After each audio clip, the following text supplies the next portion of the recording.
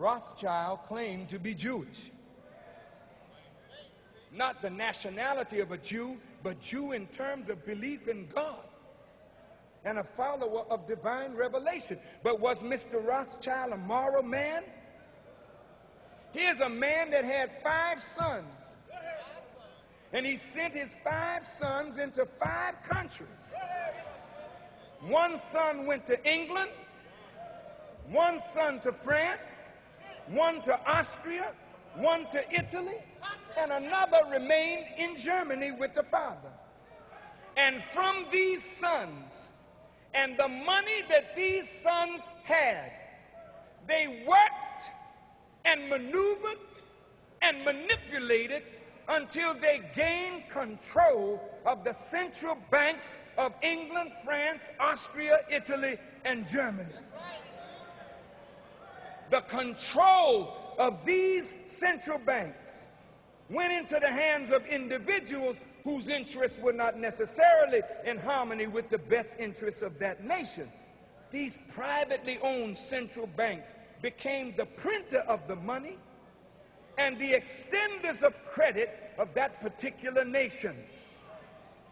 So government and politics, I wish the politicians didn't have to go. I wish the politicians didn't have to go. But I understand you're very busy.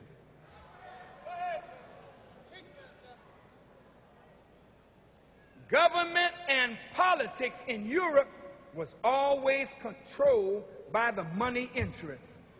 Wars were fought, and in order to fight a war, governments had to borrow money. They borrowed money from these central banks. The central banks waxed rich because they loaned money and charged interest, then took over when one side prevails against the other. And when governments could not satisfy the indebtedness, then some of the natural wealth of that country flowed to the bankers. They would loan money to both sides in the conflict because they really didn't care who won or who lost. I mean, it's hurtful, but a Jew, Rothschild, loaned money to Adolf Hitler. A Jew, Rothschild. God damn it, you better not open your mouth to call me no anti-Semite.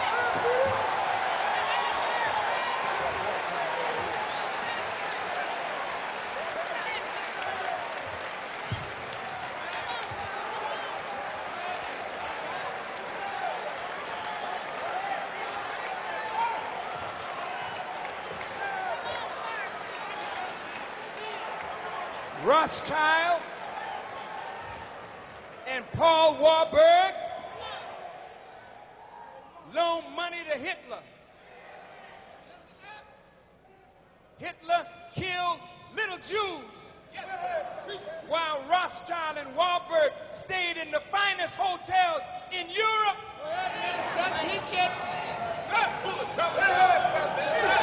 But damn it, if you can't call Rothschild anti-Semitic and Warburg an anti-Semite, then don't you open your mouth against me.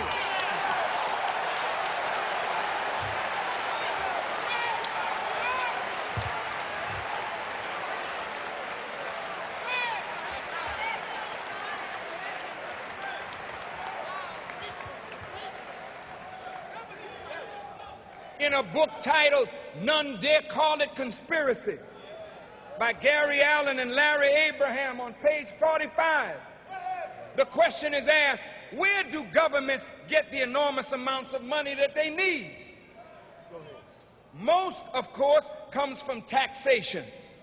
But governments often spend more than they are willing to tax from their citizens, so governments are forced to borrow.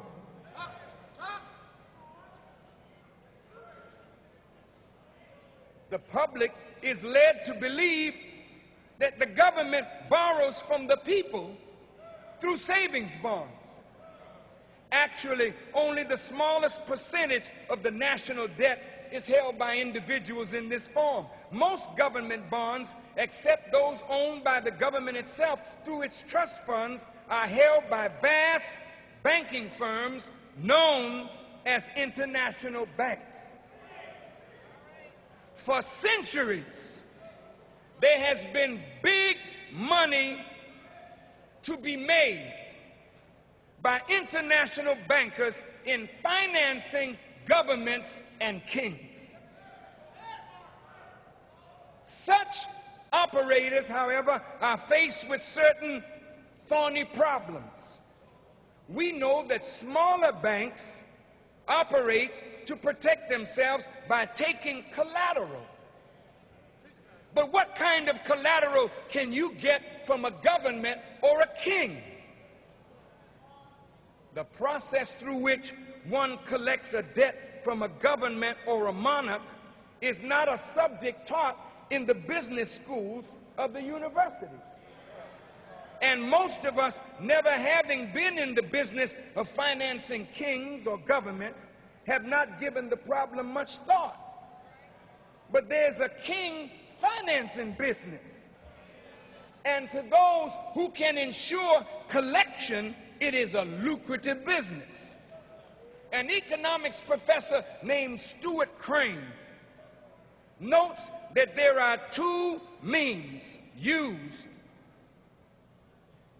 to loan governments, money to governments and kings, and two means of collecting on that money. Whenever a business firm borrows big money, the creditor obtains an influence in management to protect its investment. Like a business, no government can borrow big money unless that government is willing to surrender to the creditor some of its sovereignty.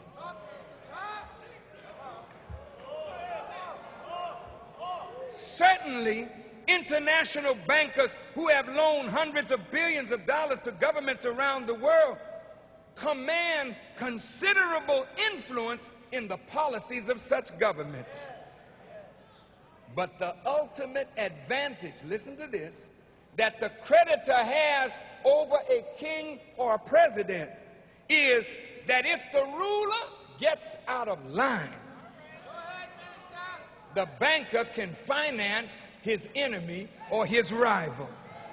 Therefore, if you want to stay in the lucrative financing business of kings and governments, it is wise to have an enemy or a rival waiting in the wings to unseat every king or every president to whom you lend money. If the king doesn't have an enemy, you got to be able to create one. Now I'm going to show you why America is in so much debt.